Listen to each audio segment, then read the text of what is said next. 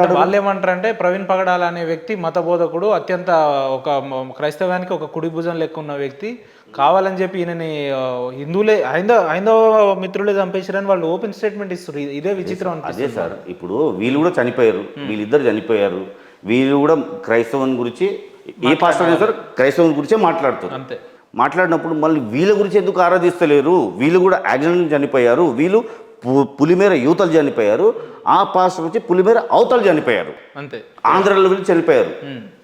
దాన్ని వీళ్ళు ఏం చేశారు? భూతద్దంలో పెట్టి చూపించి ప్రతిసారి మాకు మర్డర్ ఇవ్వండి, లేకపోతే మాకు అనుకూలంగా ఇవ్వకపోతే రాష్ట్రాన్ని తగలబెట్టేస్తా అని చెప్పి ఏదా పిచ్చివాగుడు. పోస్ట్ మార్టం రిపోర్ట్లో పోస్ట్ మార్టంలో లోపల దూరి నాకు రిపోర్ట్ ఇవ్వండి, ఏందది పిచ్చి చేష్టలు. మరి అట్లా అనుకుంటే మీరు అజయ్ బాబు ఒక్కరి మీదనే ఎందుకు పెట్టారు? ఆ మిగతా పాస్టర్లు అందరి మీద ఎందుకు పెట్టలేదంటే చాలా మంది మాట్లాడారు కదా. మెయిన్ కారకుడు అజయ్ బాబు గారు ఏం చేశారు? ఆయన డైవర్డ్. మెయిన్ కారకుడు అజయ్ బాబు, ఇంకొకసారి అజయ్ బాబు గారు